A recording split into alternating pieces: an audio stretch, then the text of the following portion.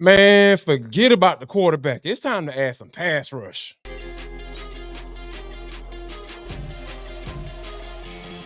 This is Locked On Sports Atlanta, and it's time for the Atlanta Football Party, only on Locked On Podcast Network, your team every day.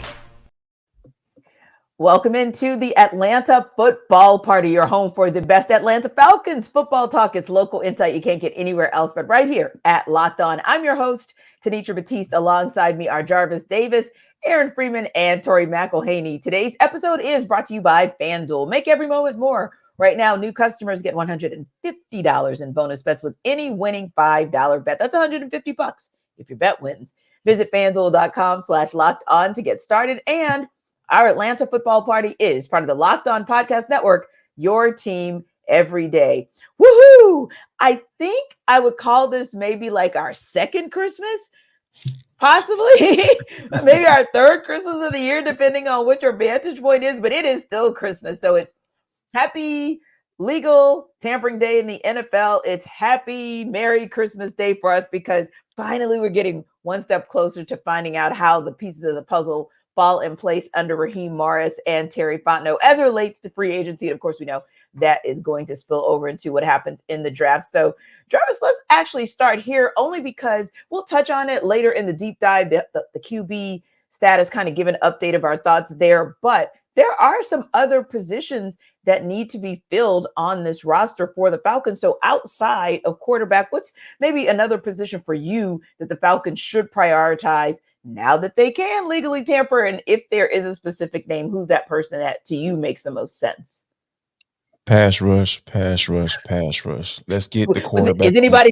What a surprise. It's third down and long. Who you got? Like, that's where I'm at with it. I want to have specific names like that just ring in your mind when you think about, when third and long comes, because we had a couple of guys. We get Grady Jarrett. We can pretty much count on his name, causing some havoc and not necessarily get the quarterback on ground consistently, but we know that he's going to be making some noise in the middle. So I'm more so of thinking about, hey, how can Jimmy Lake be a good defense coordinator in his first year at the helm? He can have as many guys that can touch the quarterback as possible, and I think that's the position they need to take a look at. And you start asking for specific names. I got a couple names that kind of make sense, right? We know we had the veteran presence and Calais Campbell and all that stuff. Man, I love Calais Campbell, but man, we can get younger and still get to the quarterback. How about this? Eric Armstead, defensive tackle / defensive end out of San Francisco 49ers. He's expected to be released. 30 years old. He's had some injury issues, so that's going to drive the price down a little bit. So don't get too concerned, right? And plus, hopefully Jimmy continues this whole rotational piece that I really enjoyed watching last season with Ryan Nielsen. So, and also another name I got for you right here. How about this one? Khalil Mack. I know he's 33 years old, Aaron. I know. I can tell the look on your face.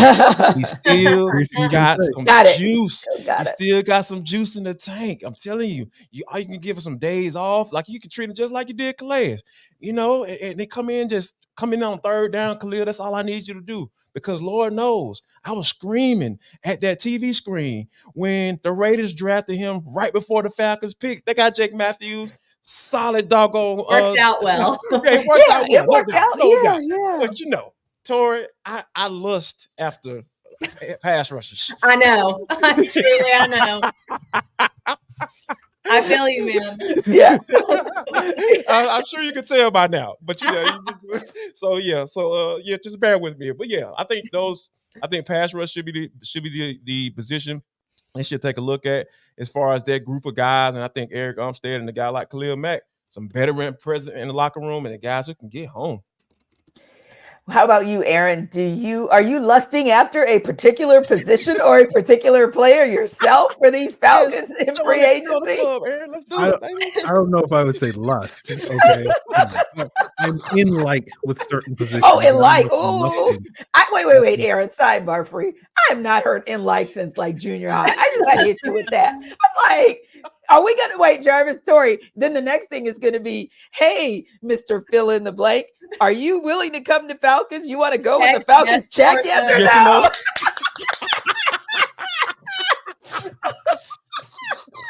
Okay, Free, as you were. Sorry. Okay.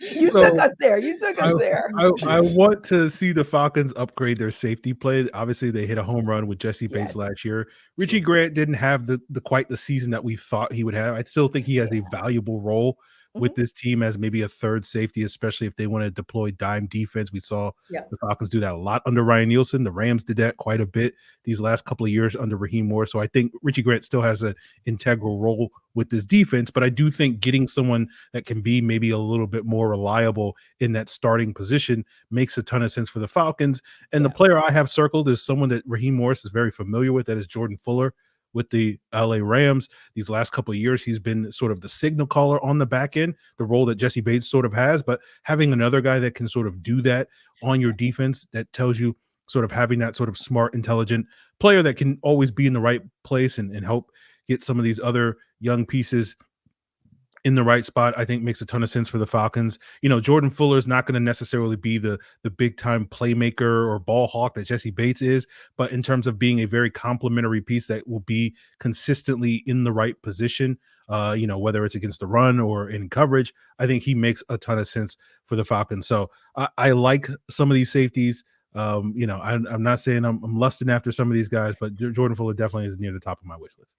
You know, Tori, something that both Jarvis and Aaron talked about is pieces. And I really like that because I think that actually played itself out very well for the Falcons, especially on the defensive side of the ball last year, where once Ryan Nielsen really started to see what the skill sets were of particular players like a Richie Grant, like maybe that guy isn't going to be an every down type of safety, but he has value. I think if Jimmy Lake can have some similar opportunities, especially with the cap space that the Falcons have, that could be a really good look to have some more rotational pieces. But I would venture to say the same on the offensive side of the ball, right? The more pieces you can give Zach Robinson, the better. Yeah, and they need a lot at wide receiver. And that's kind of where when you were kind of breaking down the question that we wanted to start this off on, I was like, I can't overlook this receiver position because of how much, honestly, let's just be honest, they need bodies. They need a lot of bodies. They need a lot of different size of bodies, a lot of different speeds of bodies. They just need a full collective of a wide receiver core. And that's just how it is. Because at this point in time, Drake London's the only receiver from 23 under contract in 24. You got to get some guys in there. I know you have Bijan, you have Kyle Pitts. I get it. You need some true receivers, especially considering the way that Zach Robinson runs. We think he runs an offense. If you're going off of the Rams offensive scheme and what they've been doing in the last 5 years, if you're looking at that, you know how much a guy like Cooper Kupp means to that offense and how much they're using their receivers and how they're using the receivers. So I think receiver is a position that you're going to go get guys in the draft and you're going to go get guys in free agency because you just have a room to fill. So every avenue that you can use to go get guys, you're going to go get them. And so that's why I can't overlook that position. I don't have a name for you. I can't give y'all names. I wish I could, but I find it really hard to believe that you don't see a receiver linked to the Falcons in every avenue there is to be available to them. I would agree. And we're seeing some viable ones in free agency already who maybe names that the Falcons could go after. But also, Tori, I like what the draft brings because I feel like, and I don't say this in a negative way, but I feel like you've got your top three that everyone kind of agrees, okay, it's the Marvin Harrison Jr., Rome Odunze, Malik Neighbors show. And then there's another group. And that's not a bad thing because if you can get a diamond in the rough out of that second run of wide receivers in the draft, that could be really, really awesome as well. And you're probably going to get them on the cheap versus what you might pay in free agency to get them. Now, speaking of that, we know you guys all want to know what our thoughts are now that some things have shaken out as it relates to the quarterbacks who are available in free agency. So, we're going to give you a little quarterback talk on the other side.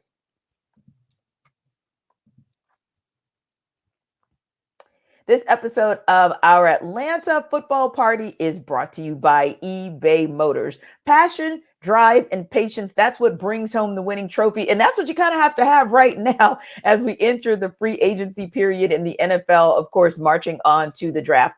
Got a lot of passion and Flowery Branch on what's going to happen at the QB position, a lot of drive to get that done and get it right. But you have to have patience, just like you would with your ride or die car, to do the right thing for that car. And that's with eBay.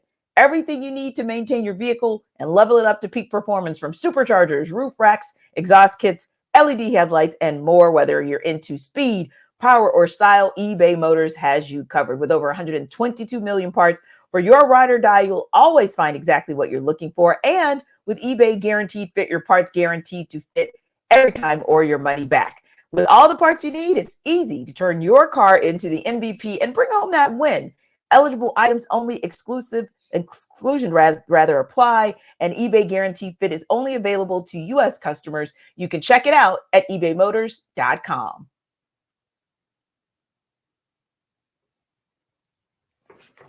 Atlanta football party.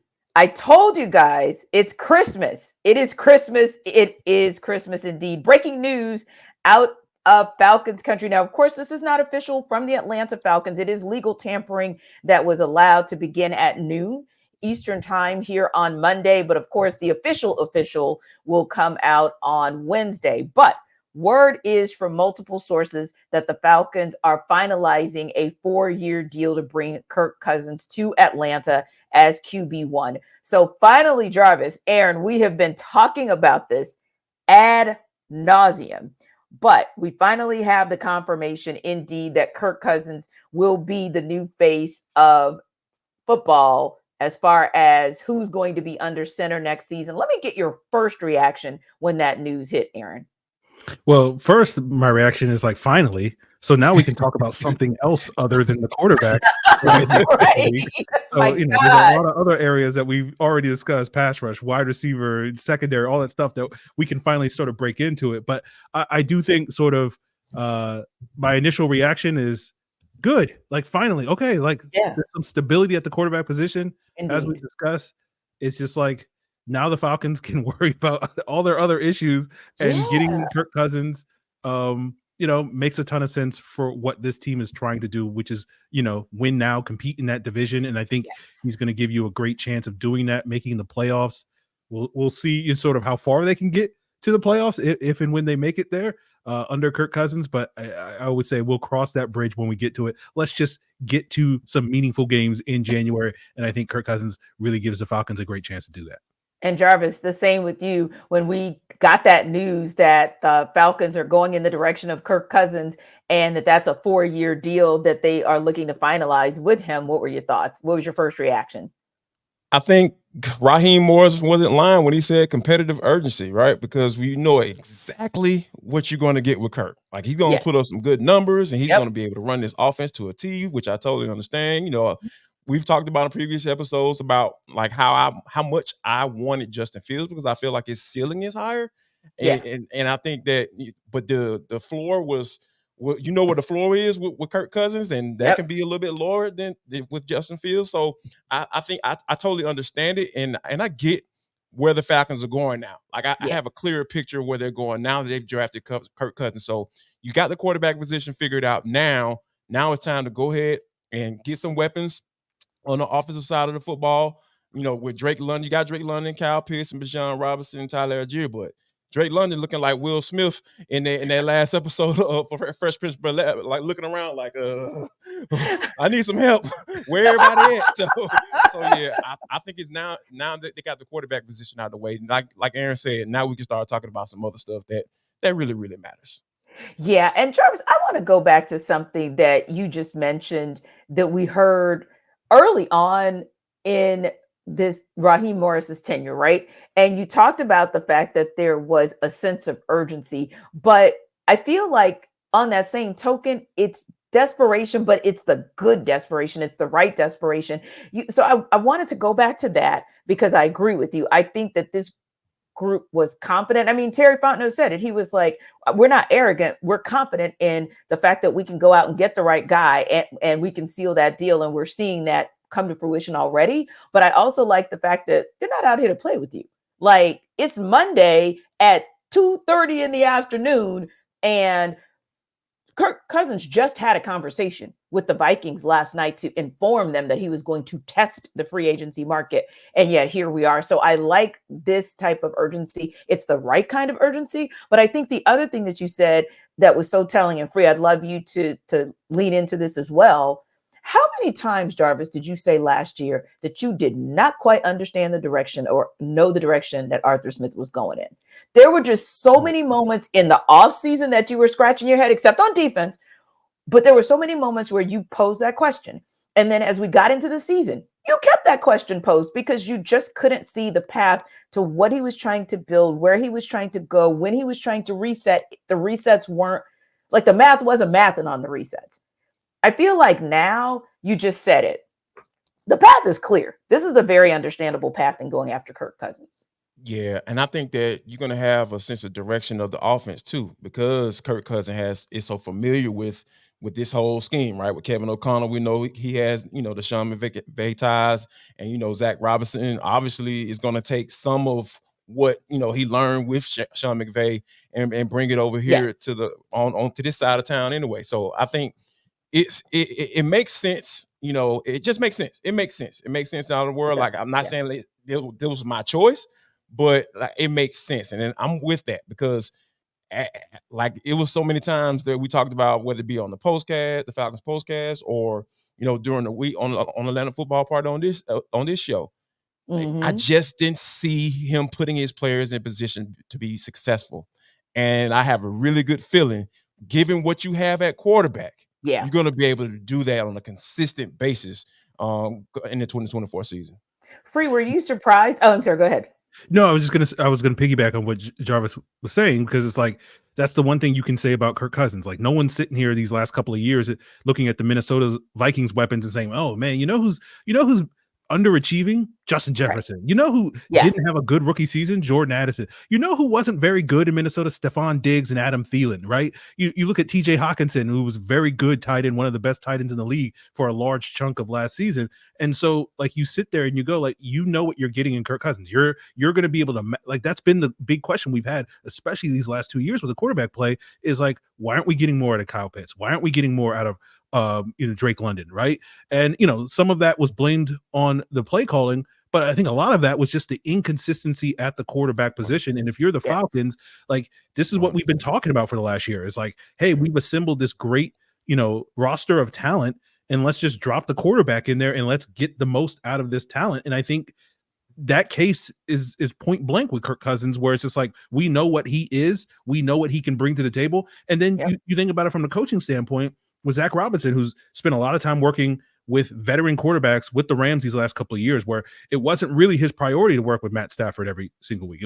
That was more a Sean McVay thing. It was his priority to get the Baker Mayfields and the Carson Wentz up to speed in the offense, just in the event that Matt Stafford missed time. And if you're a first-time play caller in this league like Zach Robinson is, it's so much easier to sort of be like, okay, I know exactly what Kirk Cousins is. I've seen it for basically a decade, and I know he's going to get to the right answers consistently when I call the plays. And so I can it's a lot easier for me to scheme things up with a veteran at this position like Kirk Cousins than it is for some of these alternative options where you're like sitting there like, I don't know if Justin feels like we have to construct a completely different offense, and is he going to be able to get the ball into the hands of all our playmakers reliably and consistently. So to me, as Jarvis says, it makes sense for the Falcons to do this, given the urgency that we're talking about with this team trying to win games right now. I mean, Raheem said it, right? If they had gotten better quarterback play, he wouldn't be out of the job. They just fired a coach because they weren't winning enough games, and going after a guy like Kirk Cousins, who is a proven winner, at least in the regular season, makes a ton of sense for the Falcons. Indeed. I think the only thing for me that was intriguing, and of course we don't have the dollar specifics on it quite yet, but was the 4-year deal, because the talk was that the Falcons were probably going to look to do 2 years. Kirk Cousins was probably going to look for 3 years, and maybe they would be able to finagle a middle ground where, we'll give you 3 years, but maybe that third year is something that's more favorable to the Falcons versus Kirk, i.e. not guaranteed money. But now that it's 4 years, I'm very interested to see kind of how the contract breaks down, because he's the guy who's known to be able to negotiate that kind of deal, if you will. But at 36, it's very interesting to me. I think the other question that I wanted to ask you guys before we wrap up is this. When you think about the fact that a week ago, we were having a conversation where we were playing GM on the 4 most valuable free agent type quarterbacks, because we know that Justin Fields is not truly a free agent, but the free agent types, we talked about Kirk Cousins, we talked about Justin Fields, we talked about Baker Mayfield, and we talked about Russell Wilson. Well, we know Russell, he gone. As of last night, we know the same for Baker Mayfield. He gone back to Tampa. Russell, of course, to the Steelers. Yay, black and yellow. We're real happy. Okay. So, it's working out for everybody. But yeah, exactly. Yeah. For 1.2, we'll take it. But yeah, ultimately speaking, that left it down to Kirk and Justin. So Jarvis, why do you think that the Falcons ultimately did decide to go in the direction of Cousins versus Fields? I think that, when you think about building out this team more, I think the whole draft capital piece came into play. I know there was a lot of rumblings about second round. I said that a second round pick would get it done, and I think that number probably would have been a little bit lower, because given that Mac Jones, who was in that same draft class, he was giving up for a 6th round pick. So, and then Trey Lance, who was traded last year, to the Cowboys, he was a 4th round pick. So I'm thinking a 3rd round at best probably would have got that deal done. So I think when you think about giving up the draft capital and being able to add to your defense, add to your wide receiver core, I think it made, they had the money in the salary cap to kind of make it work, right? So I'd be interested, just like you, when those details come out, what those numbers look like. So the Falcons had that. So they did they basically down 2 years, through 2 years away, in order to be able to get to this space, to be able to spend some money and go after somebody that they want. Free, how about you? What do you think was the final decision maker, or that particular line in the sand where we said, you know what, we think Kirk Cousins is our guy and we'll move on from Justin Fields? Yeah, it goes back to something we talked about before. I just think it boils down to the consistency and stability that you get, the more known commodity with Kirk Cousins, that you're not quite there with Justin Fields, right? We've seen Justin Fields make progress each year, but you're still looking there like, there's maybe a little bit meat left on the bone. And if you're a team, especially, what a quarter of the NFL right now is like sitting here going like, we don't know who our week 1 starter is going to be. And it's like, you can convince yourself that Justin Fields can be your guy, but I don't know if Justin Fields right now has shown enough where you can be absolutely, utterly convinced this is the guy, this is our long-term answer. And so I think the way that this process is going to play out for a lot of teams is, because there's so many teams in the market for quarterbacks, because there's only a finite supply of those guys at the top of round 1, right? There's only a finite supply of the Kirk Cousins and the Russell Wilsons and all those guys. And now those teams and players are crossed off the list. Someone's going to be able to circle back to Justin Fields and say, you know what, we're willing to make this bet on Justin Fields at this point in time, but it just wasn't going to be set up to be some team's plan A, just because of the sort of unknown surrounding Justin Fields and just how much better is he going to get, in a different environment with a different offense and all those various things that, may or may not play into his favor in the future. Yeah, and for me, it was Kirk Cousins, and I just kept hearkening back to the words elite processor, and I just feel like he's one of the best in the league at being able to process quickly, and to me, that's probably the main definition of elite processor, and just the ability to just move around, not so much in the pocket, but when I say move around mentally, and be able to quickly also get a young core of wide receivers and pass catchers up to speed quickly. So we'll talk a little bit more about some of the other free agents, because the Falcons have some decisions to make big time in the free agent room that they currently have. We'll talk about it on the other side. This episode of our Atlanta Football Party is also brought to you by FanDuel. Say goodbye to busted brackets because FanDuel lets you bet on every game of the tourney. And if you watched any of the conference tournaments over the last couple of days that have already kicked off, you know that brackets will indeed be busted. So whether you're betting on a big upset or a 1 seed, it's time to go dancing on America's #1 sports book. Right now, new customers get not $1, but $200 in bonus bets if your first $5 bet wins. That's $200 to use on point spreads, money lines. You can even pick who's gonna win it all. Just visit FanDuel.com/lockedon and bet on college hoops until they cut down the nets. That's FanDuel.com/lockedon. You got about a month to do it, because that's when college hoops will cut down the nets. It's FanDuel.com/lockedon.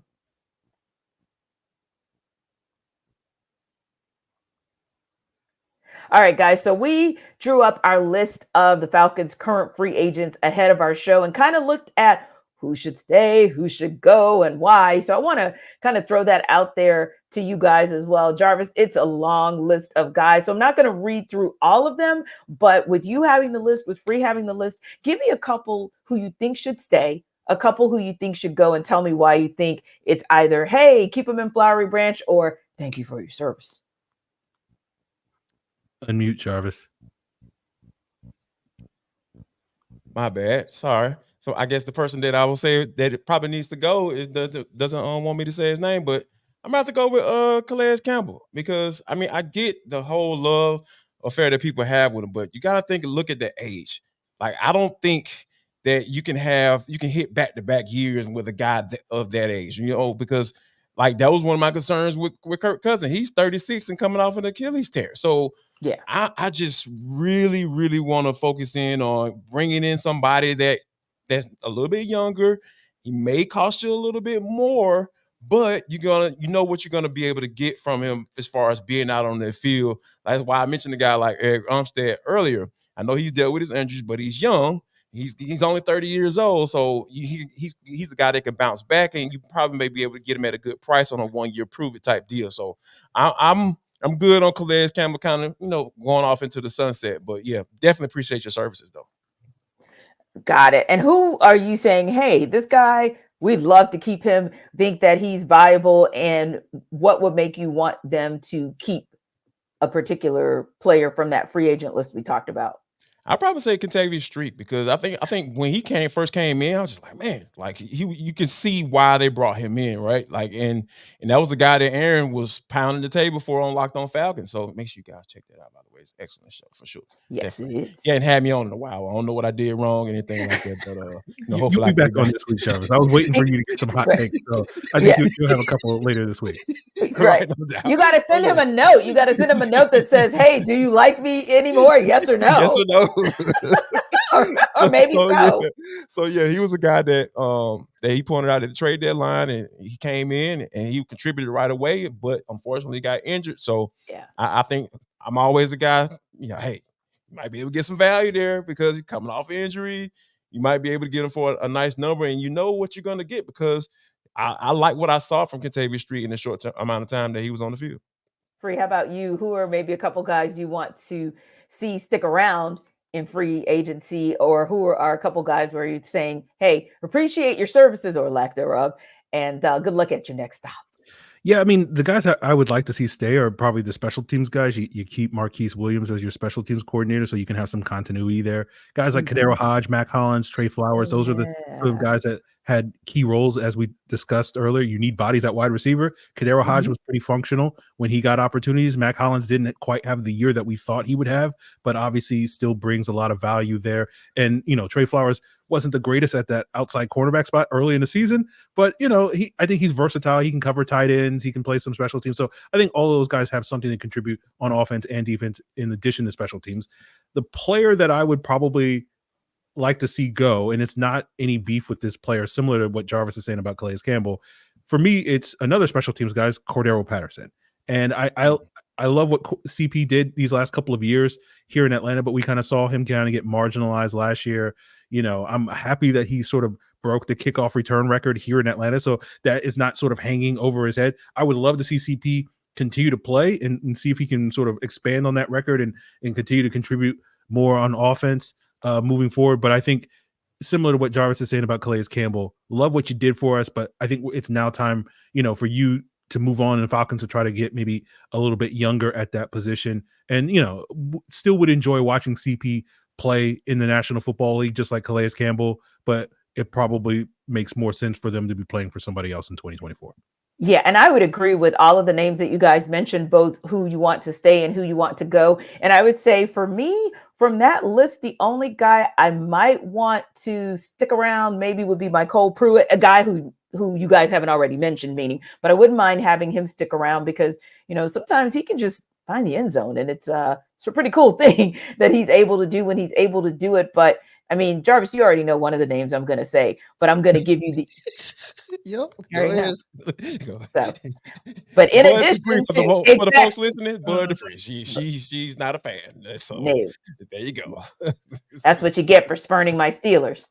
But anyway, in addition to Bud Dupree, who I don't think did, I mean, he was up and down. He was up and down. Sometimes he showed up, and sometimes he cost the Falcons a game, T. So yeah. So you got to go. Put the man on the ground. Sack quarterback. There's a theme here, guys. It's like we stay consistent. One thing about this show, we stay consistent. So yeah, Bud Dupree, okay, bye. And Jeff Okudah, I think we tried. It was an experiment. It was certainly something that we all wanted to work. Jerry Gray at the top of that list really thought he would be able to get that out of Jeff Okudah. But I think, and in Jeff Okudah's defense, I think his body may have failed him more than anything. And so I just don't think I think that. Yeah, I think it's going to be interesting to see where his career goes. I got a good idea where it's going, but it's just a truly unfortunate. It's feeling very Keanu Neal-ish. Right. Very, very, very, very much so. And I think even a higher ceiling than Keanu Neal. Like, because Okudah was hands down the number one corner coming out of that draft. No question. Over AJ Terrell. And there were guys on this coaching staff that's now the head coach of the team that thought more highly of Jeff Okudah than AJ Terrell coming out of the draft as well. I know that for a fact. So yeah. So it's going to be interesting to see how it goes. Yeah. I think it's just one of those things where, unfortunately for him, like I said, a lot of it was that his body just kind of betrayed him. But it'll be interesting to see because, like we said, we're obviously with the free agents that are already on board with the Falcons. I mean, they can go for it with them. So it'll be interesting to see if we get any more news about any moves they make with their current roster of free agents. But of course, we'll be looking throughout free agency, and the more information we get, the more you get, because hey, either you're going to get it here from the Atlanta Football Party or you're going to get it from Locked On Falcons. But regardless, you're going to get it somewhere on Locked On Sports. We appreciate you guys for stopping by on an absolutely frenetic first day of legal tampering in the NFL. Remember to like and subscribe to our YouTube channel, and we're free and available wherever you download your podcast. We'll see you tomorrow for the Atlanta Football Party, the Dogs edition.